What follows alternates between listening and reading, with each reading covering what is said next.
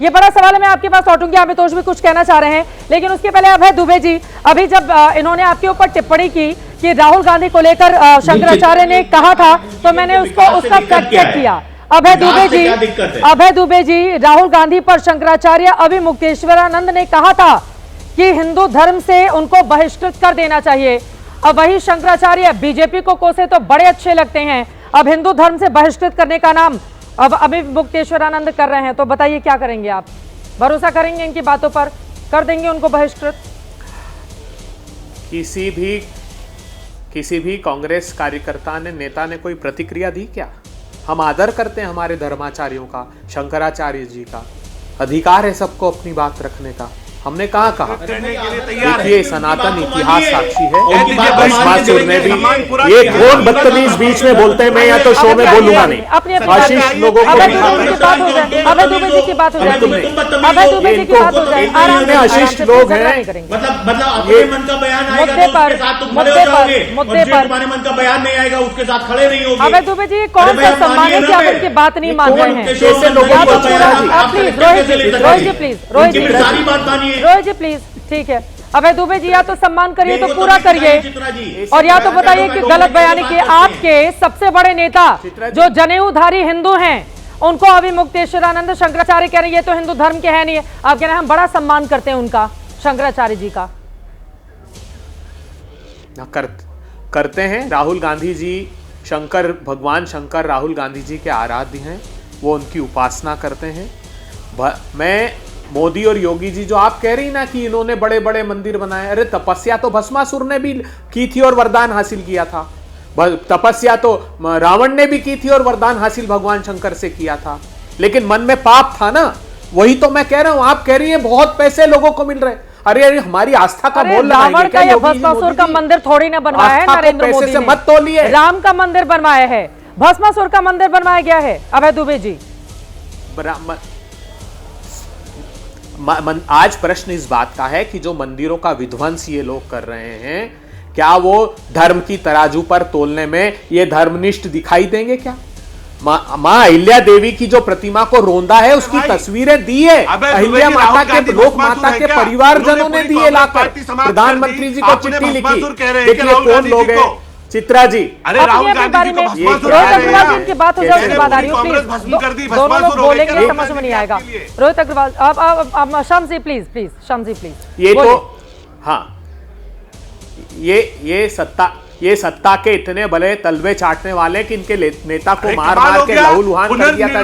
फिर भी ये सत्ता के लिए घुस गए भारतीय जनता पार्टी। नहीं होता, वो दिखाई नहीं दे रहा आपको। देखो बेशर्म लोगों को, देश के लोगों, देखिए आप उठाइएगा। गुजरात में 2008 में नरेंद्र मोदी मुख्यमंत्री थे, एक के बाद एक मंदिरों का विध्वंस किया। विश्व हिंदू परिषद के अंतरराष्ट्रीय अध्यक्ष दिखाई नहीं दे रहा, राम मंदिर दिखाई नहीं दे रहा, भव्य मंदिर कैसे बन गए? तब आज गंगा की सौगंध झूठी खाई, कैसे बन गया? प्रधानमंत्री ने कहा मां गंगा ने बुलाया है, मां गंगा की वजह से आया हूं।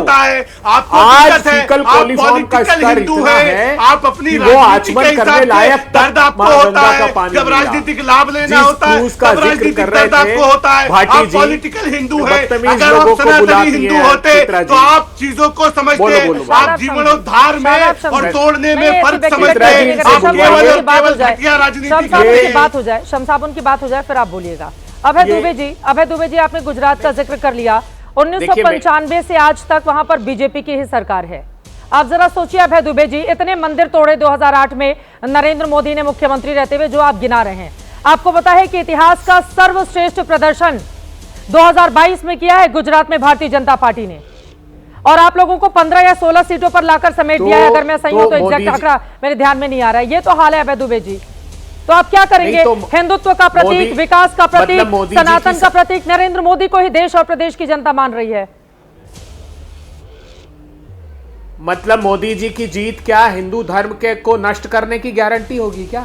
अरे नष्ट करने की गारंटी नहीं, हमारे उसके बाद जो बड़े बड़े मंदिर बने, हमारे भगवानों की अवमानना करेंगे। मंदिर को लेकर देख लीजिए कितना भव्य कार्यक्रम किया गया है। क्या बने? अरे वो सोमनाथ मंदिर हो, महाकालेश्वर हो, ओंकारेश्वर हो, मणिकर्णिका हो, लोक माता मेरी अहिल्या ने जिनकी भूमि की, जिनकी चरण वहां पर उन धर्म स्थल उन्होंने बनवाए, वो तोड़े इन्होंने, पैर से रोन दिया इन लोगों ने, बेशर्म लोगों ने। देखो कैसे असुरों के जैसे चिल्लाते हैं। एक बार याद किया हिंदू धर्म के लोगों, आप देखो याद क्या हो, एक बार दिखा ये लोग जो हिंदू धर्म की खिलाफत करते ठीक है, अभय दुबे जी ने जो आरोप लगाए हैं उस पर जवाब देंगे अमितोष पारिक जी। बताइए रोहित अग्रवाल जी, इसके बाद में आऊंगी आप, बोलिए।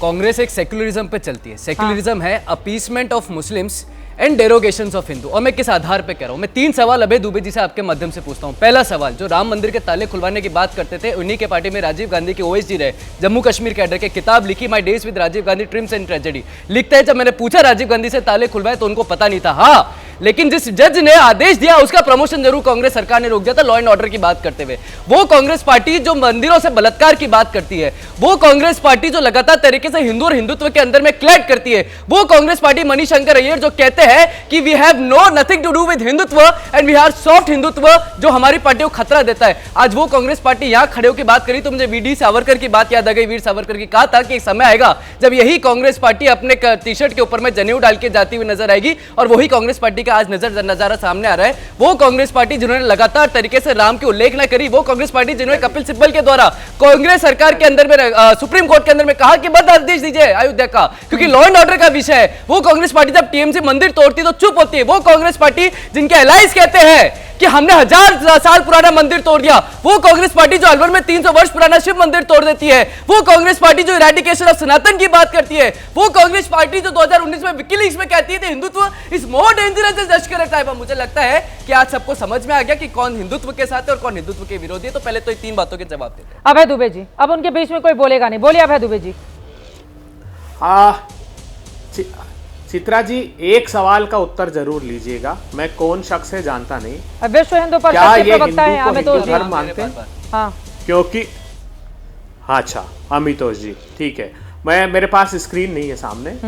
भारतीय जनता पार्टी और राष्ट्रीय स्वयंसेवक संघ ने यह कहा कि हिंदू कोई धर्म नहीं है। प्रधानमंत्री मोदी ने और राष्ट्रीय स्वयंसेवक संघ प्रमुख ने यह कहा कि वो एक जीवन की पद्धति है। मैं विनम्रता पूर्वक पूछना चाहता हूं, विश्व हिंदू परिषद के मेरे मित्र हैं, षट दर्शन क्या, अच्छा सनातन धर्म क्या है बताइए। मैं बताता हूं, सनातन धर्म मतलब जो षट दर्शन का अनुयायी हो। क्या है षट दर्शन? नाम पूछिएगा इनसे कि ये षट दर्शन क्या है, बताएं। वेद क्या है, वेद और वेदांत में अंतर क्या है ये बताएं। कुछ नहीं, कुछ भी नहीं पता इनको। ये सिर्फ सत्ता की सीढ़ी बनाते हैं हिंदू धर्म की आस्था को, और उस पर पैर रखकर चढ़ते हैं ये लोग। जिस नरेश अग्रवाल ने भगवान विष्णु अभय दुबे जी की बात हो जाए, समझिए अभय दुबे जी की बात हो जाए, फिर मैं फौरन आ रही हूँ आपके पास, एक बार उनकी बात पूरी हो जाए। बोलिए अभय दुबे जी। ये हमारे मेरे मुस्लिम समुदाय से जो लोग हैं उनसे मेरा आग्रह है कि मेरे धर्म के प्रति वो इतनी अशिष्टता ना करें, मेरे हिंदू धर्म के प्रति इतनी अशिष्टता ना करें, और उनको अधिकार नहीं मेरे धर्म के संदर्भित विषय पर इस तरीके से बोलने का। मैं बिल्कुल विनम्रता पूर्वक कहना चाहता हूं, बिल्कुल ये अनास्था प्रकट नहीं करें वो। मैं ये कह रहा हूं कि जिस नरेश अग्रवाल ने सदन में भगवान विष्णु की, राम की, माता सीता की तुलना शराब से की है, उसको इन्होंने माला पहनाई। अभी संजय निषाद भारतीय जनता पार्टी के साथ सत्ता चला रहे हैं, इतनी अभद्र बात की उन्होंने मर्यादा पुरुषोत्तम राम के, भगवान दशरथ के बारे में और मर्यादा पुरुषोत्तम राम की मां के संबंधों के बारे में इतना घृणित वक्तव्य दिया। उसके बाद प्रधानमंत्री जी ने गले लगा लिया उनको। जीतन राम मांझी जी ने राम जी के बारे में बात कही। तो इनको तो ये सारे जो अनिष्ट और पाप कब हो गए वो तो सब चलेंगे। मैं विनम्रता से कहना चाहता हूं, आज मणिकर्णिका घाट पर जो अवस्था इन्होंने पैदा की उसकी खुद शिकायत होलकर परिवार ने की है। मेरी लोक माता के परिवार बाकायदा चित्र और वीडियो लेकर गए, प्रधानमंत्री जी को चिट्ठी लिखी। अगर योगी जी भारतीय जनता पार्टी की सत्ता में जरा भी शर्म हो तो हम कह रहे हैं क्षमा मांग लीजिए, वाराणसी वासियों से, देशवासियों से क्षमा मांगिए और कहिए कि आगे जाकर हम इस प्रकार का मंदिरों का विध्वंस। लेकिन एक छोटा सा जवाब अभय दुबे जी, बहुत सारी बड़ी बातें, अच्छी बातें भी आपने की। समझी आ रही हूँ, समझिए अभय दुबे जी, राम जी से इतना परहेज क्यों करती है कांग्रेस? 500 सालों के बाद भव्य राम मंदिर का निर्माण हुआ, कांग्रेस के बड़े नेता गए नहीं मंदिर में दर्शन करने के लिए। कैसे जनेऊधारी हिंदू लोग हैं, अभय दुबे जी, ये कितने फक्र की बात है, ये बीजेपी की बात नहीं है, ये पूरे देश के लिए गौरवान्वित होने वाली बात है अभय दुबे जी, जिसके लिए लाखों लोगों ने अपना सर कटाया। न जाने सरयू नदी ने कितने लोगों को डूबते हुए देखा, कई लोगों के ऊपर तो ईंट बांध बांध कर उनको जबरदस्ती डुबो दिया गया, तब जाकर राम मंदिर बना। जब राम मंदिर का निर्माण हो गया, बड़ा नेता कोई जाता नहीं है अभय दुबे जी। राम जी से आप लोग इतना परहेज करते हैं। राम जी की, राम राज्य की अवधारणा में कांग्रेस पार्टी आस्था रखती है। और क्या है राम राज्य? जासु राज प्रिय प्रजा दुखारी, सोई नृप अवसी नरक अधिकारी। जिस राजा के राज में प्रजा को दुख भोगना पड़े वो नरक का अधिकारी होता है। आपने ठीक कहा, सरयू को रक्त रंजित करने वाला कौन था? वो नपेंद्र मिश्र, जिसको मोदी जी ने उस मंदिर समिति का प्रमुख बना दिया। नपेंद्र मिश्र उस समय जो समाजवादी पार्टी के सर्वे सर्वा हुआ करते थे, जिनके आदेश पर, अरे सरकार निर्णय किसने लिया? निर्णय उस व्यक्ति ने लिया जिसको आपने मंदिर समिति का प्रमुख बना दिया। राजकुमार भाटी जी के साथ कैसे जाएंगे फिर चुनाव लड़ने के लिए? वीर सावरकर जी, अभी से आप नहीं, राजकुमार भाटी जी नहीं, वो भारतीय जनता पार्टी के हो गए साहब, जिन्होंने रक्त रंजित किया था।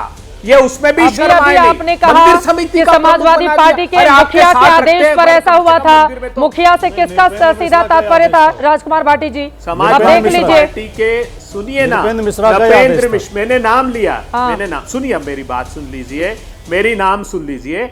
और ये जो बात कह रहे हैं, वीर सावरकर जी जीवन पर्यंत राष्ट्रीय स्वयंसेवक संघ से और जनसंघ से नफरत करते थे, उनके खिलाफ आर्टिकल लिखे, तो ये इनको ओन नहीं करे कम से कम। ठीक है, सैयद जब्बार जी के कार्यक्रम के आखिरी हिस्से में हम आ चुके हैं। जवाब दिया, ठीक है, ठीक है। सैयद जब्बार जी, कार्यक्रम के आखिरी हिस्से में बहुत देर से बैठे हुए। देखिए क्या है, मैं तो कई बार कह चुका हूँ कि और बड़ा धैर्य भी बनाए रखा, आप हमेशा हंगामा करते हैं स्टूडियो में, बताइए, इसके लिए मैं तारीफ करूंगी। मैं तो कहता हूँ सिर्फ तस्वीर भी बदलना चाहिए, सूरत भी बदलना चाहिए। नहीं, देखिए क्या है, मैंने तो कहा कि भारतीय जनता पार्टी सिर्फ हिंदू सेंटीमेंट से खेलती है, उसका हिंदुत्व से और सनातन धर्म से कोई लेना देना नहीं। वो बस लेना देना नहीं रहता। इतने मंदिरों का निर्माण करवाया उसने, सोमनाथ की प्राचीन परंपरा को आगे लेकर कितने फख्र से आगे बढ़ते हैं नरेंद्र मोदी। सुप्रीम कोर्ट ने आदेश दिया और उसके बाद जो चंदा के अंदर इन्होंने घपले और घोटाले करे राम मंदिर ट्रस्ट के अंदर, उसके बारे में तो बोलिए, वो तो खा गए आकर के। क्योंकि मैं लगातार कह रहा हूं, इनका कोई लेना देना नहीं। जब जब सनातन की बात आएगी, हिंदुत्व की बात आएगी, सेंटीमेंट्स को भड़काओ, सेंटीमेंट के साथ खेलो। लेकिन जहां गंगा की बात करने को होगी, बात करेंगे गंगा की, कितनी सफाई हुई, बात करेंगे गाय की कि कितना गौ हत्या रोकी गई, लेकिन उसके नाम पर इस देश के अंदर लिंचिंग होगी, भावनाएं आहत होंगी, उन लोगों को फूल मालाएं पहनाई जाएंगी, फिर राजनीतिकरण होगा, लेकिन गाय के लिए कुछ नहीं करेंगे, गंगा के लिए कुछ नहीं करेंगे, उसमें भी घोटाले करेंगे। गाय के लिए जब करते हैं तो हंगामा खड़ा हो जाता है। और अब आप कह रहे हैं गाय के लिए कुछ करती क्यों नहीं है? पटरी में दोनों कैसे चलेगा? जब्बार साहब, जनता ने 6 राउंड पीछे रखा था आदरणीय प्रधानमंत्री जी को, और कैसे वोटिंग शुरू हो गई, फिर अचानक से आए। अरे फिर तो ममता बनर्जी चुनाव ही हार गई थी, अपना चुनाव ही हार गई थी नंदीग्राम में ममता बनर्जी, वो बनी ना पश्चिम बंगाल के मुख्यमंत्री। अब कुछ राउंड पीछे चल रहे थे तो नरेंद्र मोदी हार गए, का परसेप्शन बनाना, तीसरे बार वही बने हैं प्रधानमंत्री। वो क्लूटो तो नहीं बन सका ना, ठीक है, क्लूटो तो नहीं बन सका। बात तो करी तो हो सकता है चाइना गए हैं, मीटिंग करी है चाइनीज से आकर के, हो सकता है इसीलिए करी हो। कि बताओ कि अभी तक क्या हुआ है, तो बात नहीं हुई। चाइनीज को इसीलिए बुलाया बड़ी परेशानी है, चाइनीज जो लोग खिलाई होंगी। अरे ठीक है, हो गया जावेद, वो हम देख रहे हैं बात क्या हो गया भाई, हो गया, ये जवाब हो गया। मंदिरों से इस देश के आपके पेट का दर्द बता रहा है, कितनी परेशानी आपको हो रही है, कितना आपके पेट में दर्द हो रहा है कि मंदिर कैसे घाटों का निर्माण हो रहा है, कैसे भव्य मंदिर बन रहे हैं। आपकी परेशानी का, आपके दर्द का एहसास हम ये कह रहे हैं। काबा के अंदर जब मस्जिद तोड़ी गई, काबा के अंदर क्या मस्जिद नहीं टूटी? क्या मस्जिदों को नहीं? जब आप जीवन उद्धार करते हैं किसी चीज का, तो आपको डेवलपमेंट के लिए चीजों को सही करना पड़ता है। पुनर्निर्माण में, जीवन उद्धार में और तोड़ने में डिफरेंस होता है। ये गुमराह मत कीजिए, घटिया राजनीति को दूर रखिए। मुगलों को टेंट में पहुंचा दिया था जब्बार साहब, भगवान राम ने, लेकिन मुगलों की आत्मा कुछ लोगों के अंदर इस देश में। बहुत धन्यवाद हमारे साथ चर्चा का हिस्सा बनने के लिए। कुल मिलाकर काशी विश्वनाथ कॉरिडोर के आसपास के जिन हिस्सों को लेकर तस्वीरें वायरल हो रही हैं, उसका पूरा सच क्या है ये सामने आना चाहिए। मंदिर एक ऐसा विषय है, अहिल्याबाई होलकर जिन्होंने देश के तमाम अलग अलग हिस्सों के मंदिरों के लिए अपना पूरा जीवन खपा दिया। अगर उनकी मूर्ति को खंडित करने की बात आ रही है, हालांकि एआई के जरिए फेक न्यूज फैलाने का काम किया जा रहा है विपक्षी दलों की ओर से, मुख्यमंत्री योगी आदित्यनाथ ने ये बातें कही हैं। लेकिन वहीं दूसरी तरफ सरकार से भी गुजारिश है कि मंदिर बेहद संवेदनशील विषय होते हैं, प्राचीन परंपरा को संरक्षित करना यह सरकार की जिम्मेदारी होती है। अगर किसी भी मंदिर को खंडित होना पड़ा है, जिस तरह का निर्माण कार्य वहां पर चल रहा है, तो सरकार इस पर आकर पूरी तरह से स्पष्टीकरण दे और आगे इस बात का ख्याल भी रखे। इस उम्मीद के साथ महादंगल में अभी के लिए बस इतना ही।